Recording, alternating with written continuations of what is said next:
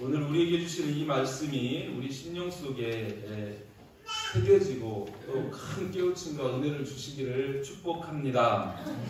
지금 한국교회는 심각한 영적 위기 앞에 놓여져 있습니다. 여호사밧 당시에 이 모압과 암몬, 마온, 이 아람 쪽에 있는 그 세 나라가 연합해서 이제 이스라엘을 침략해 오는데, 그때 이 여호사밧이 느꼈던 것 같이 정말 이 영적 이스라엘, 우리 교회뿐만 아니라 이 대한민국이 영적으로 바라보면 지금 심각한 그런 위기 앞에 놓여 있다, 이렇게 우리가 볼 수 있습니다. 이럴 때 우리가 어떻게 해야 될까요? 우리는 여호사밧이 그랬던 것처럼 주님을 바라봐야 할 줄 믿습니다. 대하 역대하 20장 12절 13절 보면 그때 이렇게 여호사밧이 고백을 합니다. 우리 하나님이여, 그들을 징벌하지 아니하시나이까? 우리를 치러 오는 이 큰 무리를 우리가 대적할 능력이 없고 어떻게 할 줄도 알지 못하옵고 오직 주만 바라보나이다 하고, 유다 모든 사람들이 그들의 아내와 자녀와 어린이와 더불어 여호와 앞에 섰더라. 우리가 그런 심정으로 오늘 우리 자녀들과 함께 모두가 다 여호와 앞에 서는 날입니다. 무엇을 하기 위해서요? 오직 주님을 바라보기 위해서. 저와 여러분 한번 따라서 합시다. 오직 주만 바라보나이다. 오직 주만 바라보나이다. 아멘. 하나님이 세상을 통치하시고 하나님이 역사하십니다. 세상의 모든 역사 하나님이 주관하십니다. 우리의 놓여져 있는 모든 상황과 형편도 하나님이 하시면 하실 수 있습니다. 그래서 우리는 그 하나님을 바라봅니다. 그러나 앉은 자리에서가 아니라 이렇게 유다 모든 사람들이 아내와 자녀와 어린이와 더불어 여호와 앞에 서는 것처럼 우리가 그런 심정으로 오늘 서기를 원합니다. 오늘은 특별히 종교개혁 주일로 우리가 예배를 드립니다. 1517년 10월 31일 날 루터가 비텐베르그 성당 정문에 카톨릭의 가르침에 반박하는 95개 조항의 선전포고문 같은 거죠. 그 종교개혁을 일으킨 그 반박문을 붙였어요. 그 뒤에 1519년에 카를 5세라는 로마 제국의 황제가 등극을 합니다. 그리고 이 반박문을 붙인 3년 6개월 뒤에 이 루터를 끌고 와서 신문을 하게 됩니다. 그때 그 신문관이 루터에게 묻는 거예요. 그대가 쓴 이 글들 중에서 취소할 것이 있겠느냐? 그러니까 루터가 제게 합의의 시간을 주십시오, 이렇게 이야기합니다. 좋다. 돌려보냈어요. 그때 그 광경을 목격한 사람들이 걱정을 합니다. 도망가는 건 아닐까? 이 생명의 위기 앞에 굴복하는 거 아닌가? 이런 걱정들을 했어요. 그런데 그 다음날 그 신문장에 나온 루터가 이렇게 이야기를 합니다. 성경의 증거와 명백한 이성에 비추어 나의 유죄가 증명되지 않는 한 나는 교황과 공의회의 권위를 인정하지 않겠습니다. 나의 양심은 하나님의 말씀에 사로잡혀 있습니다. 양심에 반하는 행동을 할 수 없습니다. 그러므로 나는 그 반박문에 있는 말씀을 단 하나도 취소할 수 없고 취소하지도 않을 것입니다. 단호하게 이렇게 이야기를 하는 거예요. 정말 그 황제 앞에, 그 죽음의 위협 앞에서도 자기가 믿는 그 믿음, 그 일편단신의 믿음, 그 믿음을 결코 변개하지 않는 그 루터의 고백이 오늘날의 우리 기독교를 만들어냈다, 이렇게도 볼 수 있는 것이죠. 종교개혁은 이렇듯 하나님의 말씀에 생명을 걸었던 사람들의 믿음으로 시작했고 그 사람들의 목숨을 건 행동으로 이루어진 승리입니다. 아멘. 저와 여러분들이 그 뒤를 따라갈 수 있기를 바랍니다. 지금 이 시대가 다시 한번 우리 여기 있는 것처럼 제2의 종교 개혁이 필요한 시대입니다. 진정으로 그 이후에도 시간을 흘러가면서 교회가 교회되지 못하고 하나님이 하나님 되지 못한 그런 희미한 믿음, 희미한 신앙, 희미한 교회상, 이것이 어쩌면 우리의 현실입니다. 이 시대에 정말 교회가 교회되게 하고 하나님을 하나님 되게 하는 그런 제2의 종교 개혁이 우리 안에 일어나야 할 줄 믿습니다. 생명을 걸고 이 진리를, 하나님을 외쳐야 할 사람들이 필요한 시대라는 거예요. 이 시대가 어떤 시대입니까? 제가 오늘 첫 번째 대지를 이렇게 나갔어요. 우리는 반성경적 현실을 마주하고 있습니다. 한번 같이 읽어볼까요? 시작. 우리는 반성경적 현실을 마주하고 있습니다. 여러분, 얼마 전에 파리에서 올림픽 열릴 때 그 개막식을 혹시 보셨나요? 그 개막식을 볼 때 거기에 드래그 퀸이 나오죠. 그죠? 남자가 여장을 하는 거예요. 그죠? 하이힐을 신고 스커트를 입고 머리에 가발을 쓰고 진한 화장을 합니다. 이게 무슨 의미냐면 사회가 규정하는 그런 성별과 다르게 겉모습을 꾸미면서, 그죠? 그런 규율을 거부하는 그런 것들을 드러내 보이는 거예요. 뿐만 아니라 트랜스젠더들 나와서 공연을 하죠. 예수님의 최후의 만찬을 조롱하는 그런 패러디를 했습니다. 이런 것들을 볼 때 드러내놓고 공개적으로 우리 기독교를 조롱하고 있는 그런 모습, 하나님의 피조물이면서 창조주 하나님을 거부하고 조롱하는 그런 것이 보편화되어 있는 그런 세상 속에 우리가 있다는 거예요. 그런 모습이 개막식에만 있었던 게 아니죠. 그때 유도 세계 챔피언이었던 그 세르비아 선수, 그 네마냐 마일도프라는 그 선수가 경기장에 입장하면서 십자가를 표시를 했습니다. 그 일로 어떤 징계를 받았습니까? 5개월 출전 자격 정지를 받았어요. 예수님을 조롱하고 기독교를 조롱하고 하나님을 조롱하는 것은 박수를 받는 시대입니다. 그런데 하나님을 드러내고 그리스도인임을 드러내면 이렇게 핍박받고 조롱받는 그런 것이 오늘 우리의 현실이라는 거예요. 이런 것은 그저 거기에서만 드러나는 게 아니고 어디에서나 지금 이런 일들이 보여지고 있는 걸 보게 됩니다. 하나님을 대적하는 이런 사탄의 문화, 그런 목소리가 점점 세상에 넘쳐나고 하나님을 경외하는 사람들은 조롱을 넘어서 차별을 받는 그런 시대가 지금 이 시대라는 겁니다. 더 심각한 건 이런 문화가 알게 모르게 우리 안방까지, 교회까지 침투해서 정말 건강하게 자라나야 할 우리 다음 세대들이 눈과 마음을 빼앗기고 그런 사탄의 문화에 물들어간다는 사실이에요. 심각한 일입니다.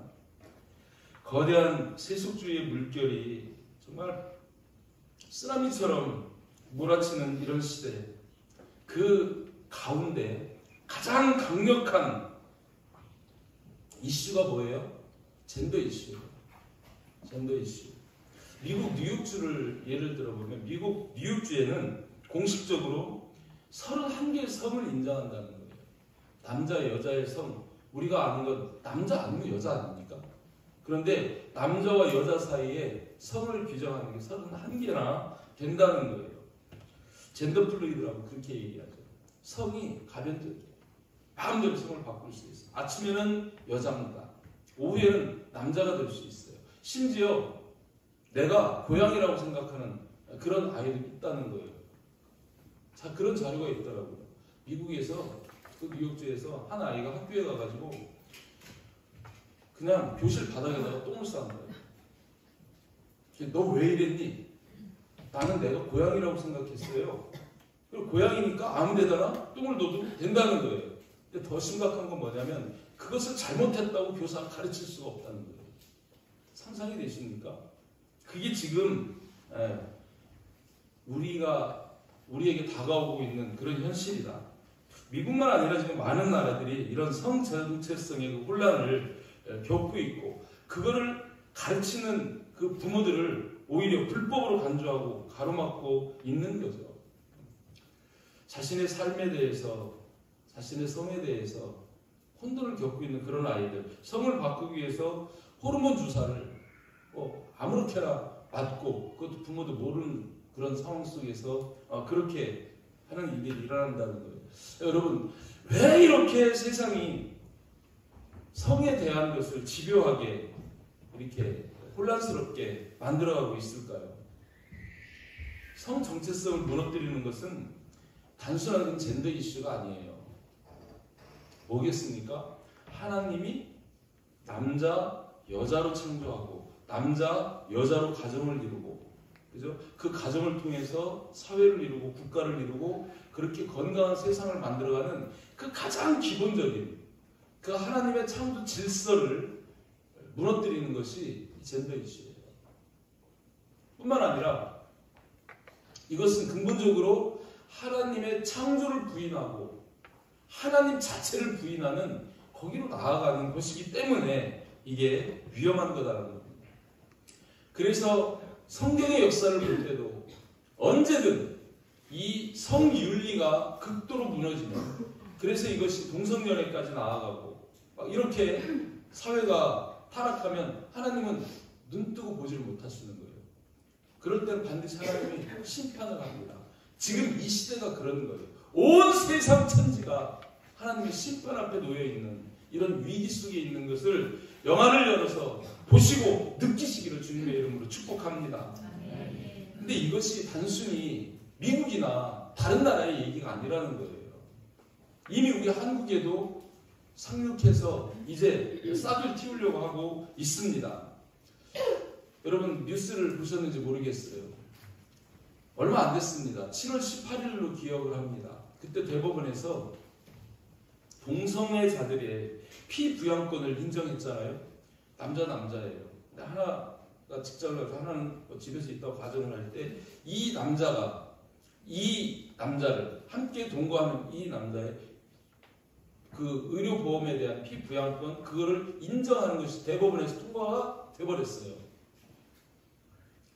이제 가정은 남자 여자가 아니고 남자도 되고 여자도 된다는, 그거를 인정하는 거 아닙니까? 그것이 통과되고 나면 세계적인 흐름을 볼 때 거의 대부분 2년 이내에 이제 동성혼이 합법화되는 거예요. 법적으로 그걸 인정하게 되는 그런 상황이 벌어진다라는 것입니다. 우리나라도 마찬가지로 지금 그런 차별금지법이 이제 통과되기 직전에 지금 놓여 있는 그런 상황이죠. 서서히 작업을 하다가 여러분 폭포 앞에 있는 물줄기가 굉장히 빠르게 거스를 수가 없습니다. 지금 막지 않으면 조금만 더 지나면 그 거대한 하나님을 대적하는 물줄기가 막 속력을 내면서 막 추락해 갈 때 그때는 돌이킬 수가 없는 거예요.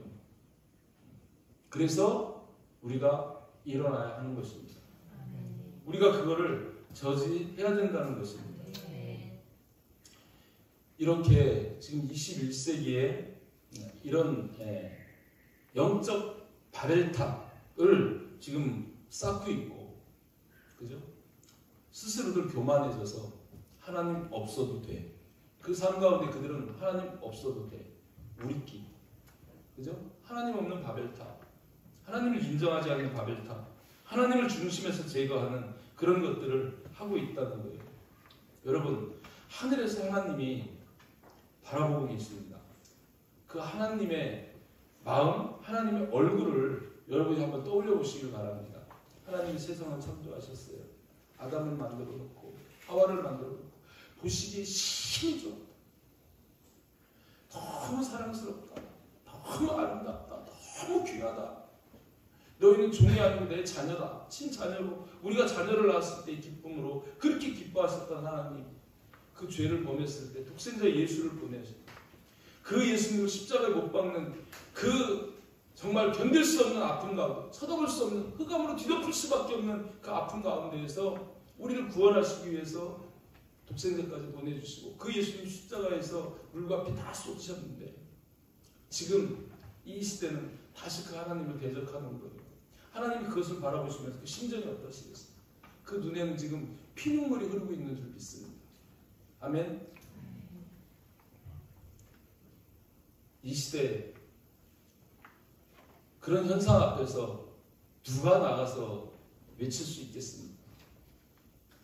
다른 누가 할 수 있겠습니까? 우리밖에 누가 있겠습니까?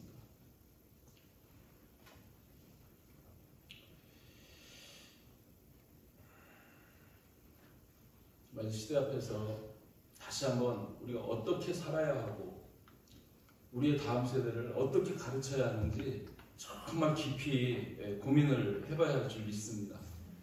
그런 의미에서 오늘 본문을 바라보면서 정말 이 본문 속에 죽기를 각오하고 하나님만을 바라보는 그런 믿음의 사람들이 등장하지 않습니까? 사드락과 메삭과 아벳느고 그들이죠. 이 시대적 상황은 지금 바벨론이에요. 바벨론 느부갓네살 왕이 이 바벨론 제국을 세우고 그죠? 그 바벨론 왕은 유다를 다 멸망시키고 그들을 포로로 잡아온 그런 왕입니다. 그때 이 메삭과 사드락 아벳느고 이 세 친구들도 포로로 잡혀갔죠. 그들은 포로로 잡혀간 신세지만 다니엘과 함께 왕의 음식을 먹으면서 그죠? 배우고 익히고 그래서 그 나라에서 왕의 호위로 정말 평탄한 어쩌면 그런 삶을 살았던 자들입니다. 그런데 어느 날 그들에게 고난이 이제 시작이 되기 시작하는 거죠. 느부갓네살이 뭘 만들었어요? 금신상을 만들었어요.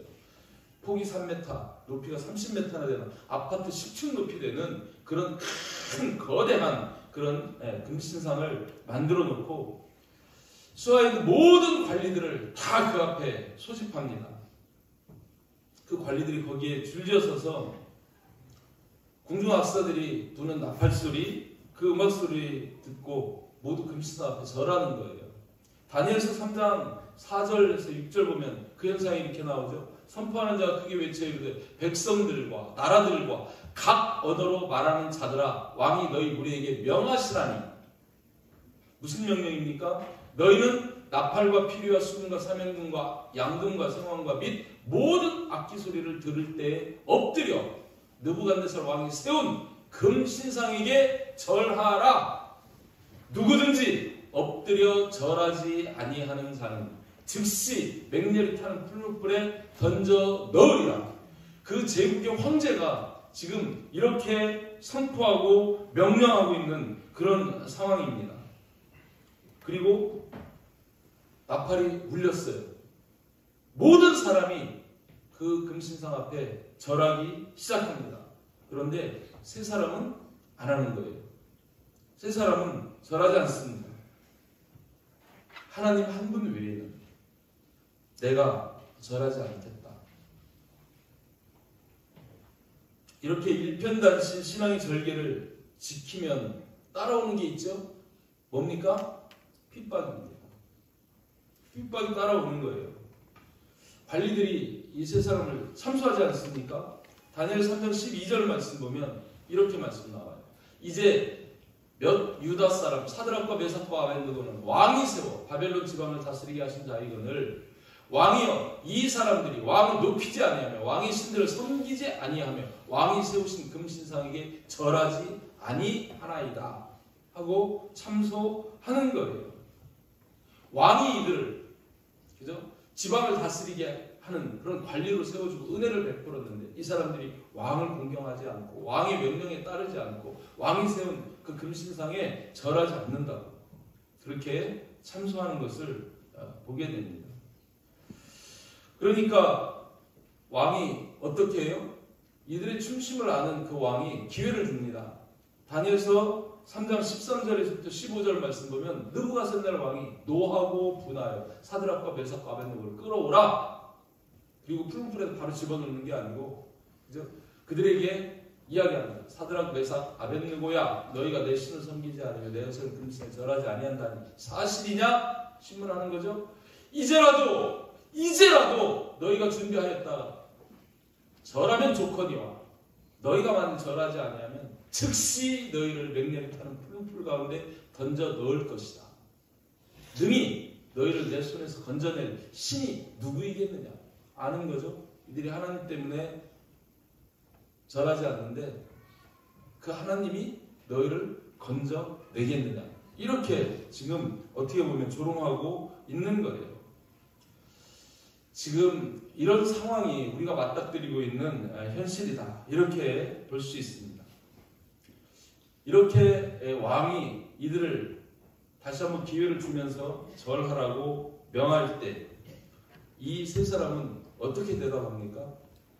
뒤에 이어지는 다니엘서 3장 16절 17절 말씀 보면 사드락과 메삭과 아벳느고가 왕에게 대답하는데 느부갓네살이여 우리가 이 일에 대하여 왕에게 대답할 필요가 없나이다. 왕이여 우리가 섬기는 하나님이 계시다면 우리를 맹렬히 타는 풀풀 가운데서 능히 건져내시겠고 왕의 손에서도 건져내시리이다. 집어 넣어보세요. 풀풀에서 하나님이 건져내실 겁니다. 왕의 손에서도 건져내실 겁니다. 이렇게 고백을 하는 거예요. 멋있습니까? 입장 바꿔놓고 여러분이 그 현장에 있으면 어떻게 하시겠습니까? 자, 두 번째 대지. 우리는 하나님을 대적하는 시대 흐름에 맞서야 합니다. 아멘입니까? 아멘. 여러분의 입으로 다시 한번 고백해 보겠습니다. 시작. 우리는 하나님을 대적하는 시대 흐름에 맞서야 합니다. 일제시대라고 그러죠. 그때도 신사참배가 있습니다. 신사참배할 때 그런 이야기들이 있었어요. 절대로 그 신사참배에 참여하지 않는 성도들이 있었는가 하는 반면에 어떤 사람들은 그렇게 타협을 합니다. 아니 가서 몸으로 절 한번 한다고 내 마음은 아닌데 몸으로 절 한번 한다. 그래도 우리가 살아서 복음을 전하고 해야 되지 않겠어? 이렇게 한다고 해서 우리 신앙이 없어지는 건 아니잖아. 그 절 한번 하는 게 뭐 대수야? 목숨을 잃고 우리가 복음 전하는 그 사역을 다 내려놓는 한번 절하고 하나님 나라 일을 하는 것이 유리한 거 아닌가? 사람들도 그럴 거예요. 굳이 이렇게까지 해야 돼? 절 한번 한다고 신앙이 사라져? 그런데 다니엘의 세 친구는 그렇게 하지 않았습니다.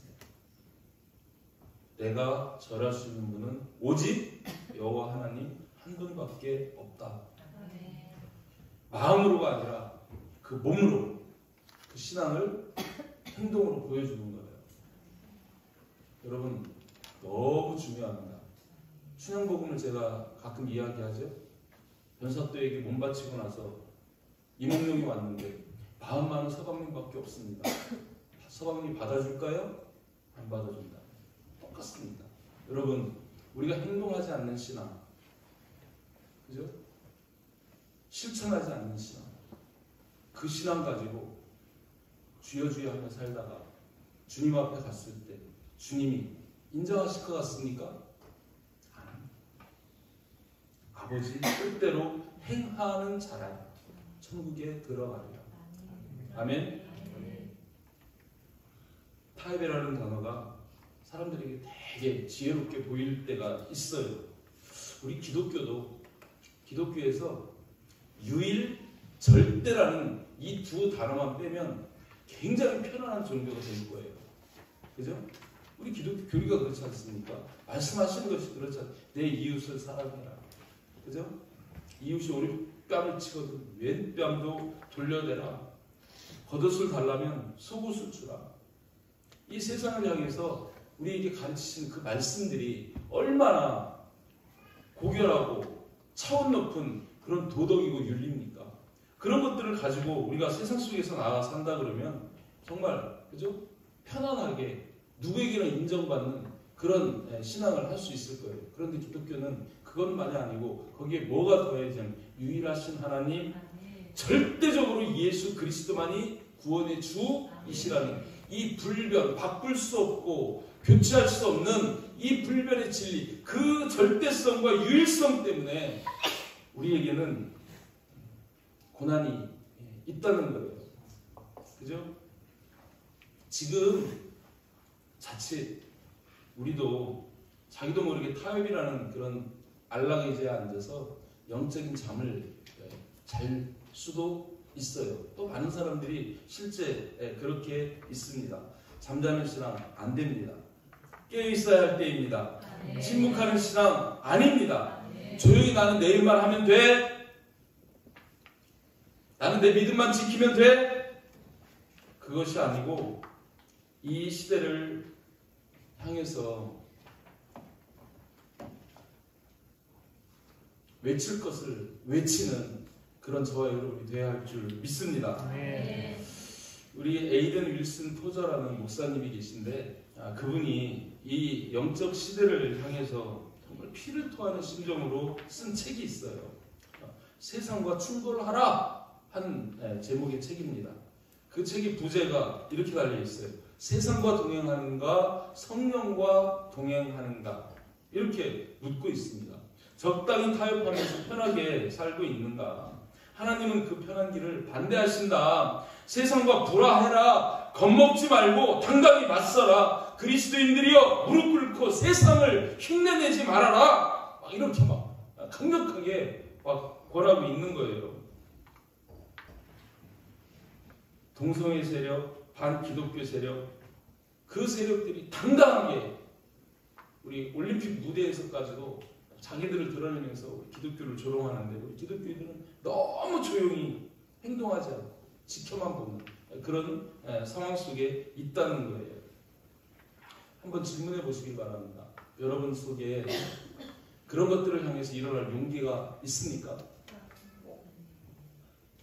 신앙 때문에 배척당하는 거 부담스러워서 나는 조용히 있고 싶어. 예수 믿으면서 이러고 드러내서 외면당하는 거 싫어. 그래서 그냥 조용히 그냥 교회 다니면서 믿고 싶어. 많이 있어요 사실 그런 분들이. 하나님 그거 기뻐하시지 않습니다. 미스바에도 모였어요. 위기가 있을 때마다 이스라엘 백성들 모였습니다. 모여서 하나님 앞에 회개하고 기도했어요. 그렇게 할 때 하나님은 역사하셨습니다. 지금도 우리가 그래서 모이는 거예요. 우리가 괜히 심심해서 하는 것도 아니고 정말 심각하게 이 시대를 바라보면서 이때를 놓치면 우리에게 어떤 위기가 올 건지를 너무 명명백백하게 영으로 보기 때문에 우리는 행동하는 신앙으로 나서려고 하는 것입니다. 한국교회 대부분의 교단들이 12.7 이 연합 예배를 참여하겠노라고 모든 총회에서 거의 결의를 다 했어요. 물론 뭐 100%는 아니지만 한국 교회가 상당한 분열 상황이 있었지만 지금 이 위기 상황 속에서 이렇게 한 마음으로 연합하는 것을 저는 본 적이 없습니다. 여러분도 보시면 그러실 거예요. 각 교단에서 전부 그래요. 왜 그럴까요? 지금 상황이 그만큼 심각한 영적 위기 상황에 놓여있기 때문에 그렇다는 거예요. 하나님을 진심으로 경외하는 사람들, 하나님을 높이기를 원하는 사람들, 이 나라 대한민국을 사랑하는 사람들, 가정이 살아야 우리가 산다, 우리 자녀들이 산다는 것을 믿는 사람들, 그런 사람들이 지금 오늘 모이게 되는 거예요. 이렇게 말할 수도 있어요. 또 그렇게 비난도 하잖아요 지금. 아니 주일날 교회에서 예배드려야지 왜 광장에 나가서 정치 노름하느냐, 그렇게 얘기하는 사람들이 있어요. 근데 조금만 더 생각하면 우리가 주일날 예배를 드려야 하기 때문에, 그 예배를 지켜야 하기 때문에 가는 거예요. 아멘? 예배 드려야 되잖아요.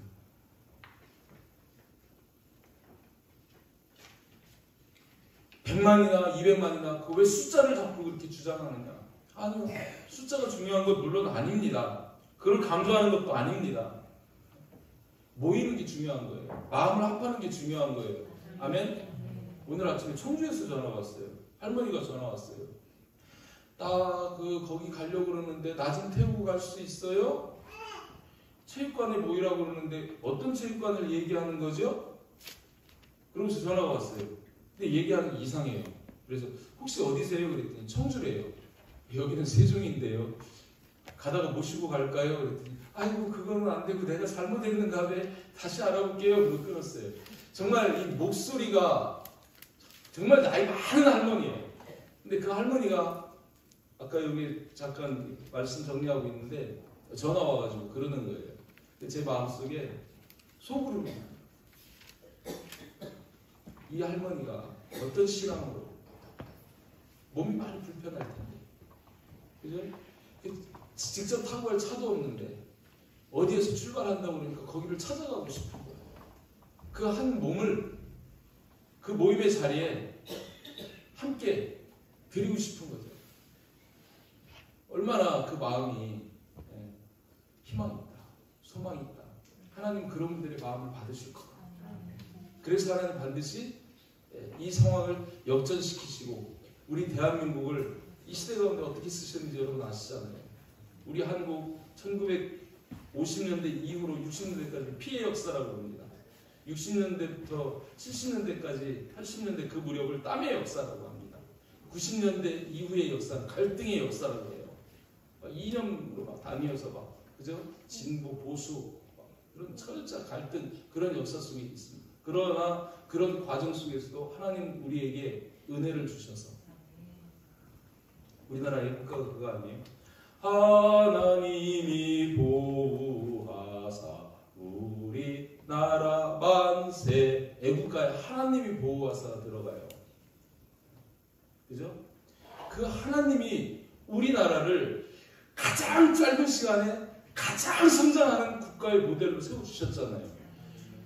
우리 그리스도인들은 그것이 하나님의 은혜임을 압니다. 그걸 믿습니다.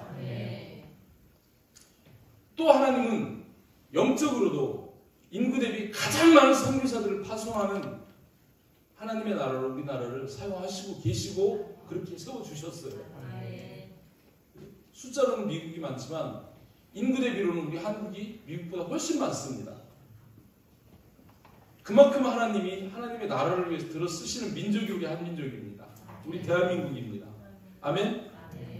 이 대한민국이 분연히 일어나서 이런 악법을 저지하고 새롭게 회개하고 하나님 손에 붙잡힐 때 하나님은 세계를 선도하고 세계 가운데 하나님의 나라를 세워가는 그런 나라로 우리나라를 다시 사용하실 줄 믿습니다. 그걸 기대하는 거예요. 그 소망을 품는 거예요. 때는 마지막 때예요. 그러나 마지막 때 주님은 추수하실 것이고 마지막 때 알곡을 찾으실 것이고 그들만이 하나님 나라에 들어가는 거예요. 오늘 이 자리에서 예배하는 저와 여러분 한 사람 한 사람이 주님이 찾으시는 주님이 거두시는 알곡이 되시기를 주님의 이름으로 축복합니다. 마지막 세 번째, 일편단신의 믿음만이 세상을 이깁니다. 한번 읽어보실까요? 시작. 일편단신의 믿음만이 세상을 이깁니다. 이 사드락, 메삭, 아벳느고의 일편단신의 그 믿음, 그 믿음의 결과가 오늘 이후에 나오는 것을 보는데 여러분 아시는 것처럼 풀풀에 던져졌어요. 근데 그 풀풀에 세 사람을 던졌어요. 근데 느부갓네살 왕이 보니까 그 풀풀에 몇 사람이 있어요? 네 사람이 있어요. 네 사람. 하나님이 한 사람을 보내가지고 그들을 보호하는 거예요. 그래서 그들 가운데 이사야서 40장 2절 이 말씀이 현실로 이루어지는 역사를 보여주십니다. 내가 물 가운데 지날 때 내가 너와 함께 할 것이라. 그 불 가운데 함께 할 강을 건널 때 물이 너를 침몰하지 못할 것이며 내가 불 가운데로 지날 때 타지도 아니할 것이요 불꽃이 너를 사르지도 못하리니. 하나님이 약속하셨는데 그 일이 여기에서 그대로 재현되는 것을 보게 됩니다. 하나님께서 하나님은 건지실 것이고 왕의 손에서도 건지실 것이라는 그들의 그 일편단심의 믿음을 보시고 그 믿음대로 역사하신 거죠. 아멘. 우리도 이런 기적을 경험할 수 있을 줄 믿습니다. 풀물 속에 들어가는 결단과 헌신만 있다면 이런 기적을 경험할 수 있습니다. 그런데 그것이 없기 때문에 우리 삶에 이런 기적이 일어나지 않는 거죠. 이 모습을 본 느부갓네살 왕이 180도 확 달라집니다. 그죠? 다니엘서 3장 26절 말씀 보면 이렇게 말씀이 나와요. 느부갓네살 왕이 맹렬히 타는 풀무불 악이 가까이 가서 부릅니다. 지극히 높으신 하나님의 종 사드락, 메삭, 아벳느고야 나와서 이리로 오라 하매 사드락과 메삭과 아벳느고가 불 가운데서 나왔다는 거예요. 여기서 자세히 보세요. 뭐라고 부르냐면 지극히 높으신 하나님의 종. 아까 능히 내 손에서 건져낼 신이 있겠느냐 했던 이 느부갓네살이 지극히 높으신 하나님이라고 이렇게 그 하나님을 인정하게 되는 거예요. 부르게 되는 거예요. 놀랍지 않습니까? 그렇습니다. 풀무불 속에 들어갈 정도로 결단할 때 믿지 않는 사람들, 하나님을 비난하던 사람들이 하나님을 찬양하는 수준으로까지 바뀌게 된다는 거예요. 이 왕의 고백을 더 들어보세요. 뒤에 나옵니다. 다니엘서 3장 28절 29절 말씀 보면 느부갓네살이 말하여 이르되 사드락과 메삭과 아벳느고의 하나님을 찬송할지로다. 그가 그의 천사를 보내서 자기를 의뢰하고 그들의 몸을 바쳐 왕의 명령을 거역하고 하나님 밖에는 다른 신을 섬기지 아니하며 그에게 절하지 아니한 종들을 구원하셨도다. 29절 말씀 보면 또 이렇게 말씀합니다. 29절 거기 안 나오나요? 안 빼놓으셨는가 봐요? 네. 좋아요. 하여튼 이렇게 내가 일편단심의 믿음으로 나아갈 때 하나님은 그런 내 모습을 통해서 믿지 않는 자들, 하나님을 비난하는 자들까지도 다 하나님을 찬송하는 대로 바꿔주시는 역전이 일어난다는 거예요. 아멘? 오늘 하나님께서 기대하는 사람들이 바로 이 세 친구와 같은 그런 사람들입니다. 주님을 위해서 기꺼이 생명을 드릴 수 있는 사람, 하나님 한 분 외에는 어떤 것에도 무릎 꿇지 않겠다고 당당하게 고백할 수 있는 사람, 그 모습이 우리 신앙 선배들의 모습이었고 그들의 그런 모습 속에서 지금까지 우리 기독교가 여기까지 와 있다. 우리 이렇게 볼 수 있는 거예요. 이제 우리가 그 뒤를 이어 걸어가야 할 때인 줄 믿습니다. 우리는 승리할 수 있습니다. 주님께서 약속하셨습니다. 요한복음 16장 33절에서 주님 이런 말씀하세요. 이것을 너에게 이르는 것은 너희로 내 안에 평안을 누리게 하려 함이라. 너희가 세상에서는 환난을 당하나 담대하라. 내가 세상을 이기었노라. 아멘. 주님이 세상을 이기셨대요. 아멘. 믿으시길 바랍니다. 아멘. 우리는 주님의 몸에 붙어있는 지체입니다. 주님이 승리하셨으면 우리도 승리합니다. 요한일서 5장 4절에서는 그래서 이런 말씀하시는 거예요. 무릇 하나님께로서 난 자마다 세상을 이기느니라. 세상을 이기는 승리는 이것이니 우리의 믿음이니라. 가짜 믿음이 아닌 진짜 믿음, 일편단심의 믿음. 이 믿음이면 우리는 세상을 이길 수 있다는 거예요. 이 믿음을 가진 한 사람 한 사람들이 모여서 기도할 때 하나님은 우리로 하여금 승리하게 하시고 이 나라, 우리 가정, 우리 교회만 아니라 세계를 변화시키는 놀라운 역사를 이루어 가실 줄 믿습니다. 아멘. 우리 자녀들 앞에도 우리가 들려줘야 할 스토리가 있는 거예요. 자, 나중에 차별교로 통과됐어요. 세상의 기독교 문화, 하나님의 그 진리의 문화가 아닌 사탄의 문화, 거짓의 문화가 편만하게 퍼졌을 때 그 속에서 고통받는 자녀들이 물어볼 거예요. 엄마, 아빠, 이 법이 통과될 때 뭐 하고 계셨습니까? 우리들이 영적으로 이런 형편없는 상황 속으로 이런 나락으로 떨어져 갈 때 엄마 아버지는 뭐 하고 계셨습니까? 우리 교회 후배들이 불러요. 장로님, 원사님, 목사님, 집사님, 이 상황이 만들어지고 있을 때 어디에서 뭐 하고 계셨습니까? 뭐라고 대답하시겠습니까? 할 말이 있어야 할 줄 믿습니다. 아멘. 그래서 가는 거예요. 하나님을 바라보고 우리 자녀들을 바라보고 나가는 거예요. 사무엘이 백성들에게 사무엘상 11장 14절에서 이런 이야기를 합니다. 오라, 우리가 길갈로 가서 나라를 새롭게 하자. 위기 있을 때 아까도 말씀드렸던 것처럼 이스라엘 백성들은 모인 거예요. 이때도 길갈에 모였습니다. 모여서 거기에서 사울을 왕으로 세우고 나라를 새롭게 하는 사사기 시대를 넘어 그 어지럽던 그런 상황 속에서 나라를 나라답게 만드는 그 기초를 놓았던 것을 보게 됩니다. 저와 여러분들, 오늘 이 시간, 오늘 우리가 모이는 이 사건이 우리나라를 새롭게 하는 기회가 될 줄 믿습니다. 우리가 모여서 주님께 간절히 기도하면 주님은 우리의 기도를 들으실 것입니다. 우리의 가정을 바르게 세워주실 것입니다. 우리의 사회를 건강하게 하실 줄 믿습니다. 대한민국을 다시 한번 세계를 빛내는 모범된 그리스도의 국가로 회복시켜 주실 것입니다. 이 사실을 믿고 믿음으로 나아가서 하나님 앞에 부르짖는 그런 저와 여러분 될 수 있기를 주님의 이름으로 축복합니다. 말씀 정리합니다. 우리는 지금 반성경적인 현실을 마주하고 있습니다. 이 실상을 여러분 눈으로 보실 수 있기를 축복합니다. 두 번째로 우리는 이런 시대의 흐름에 반드시 맞서야 합니다.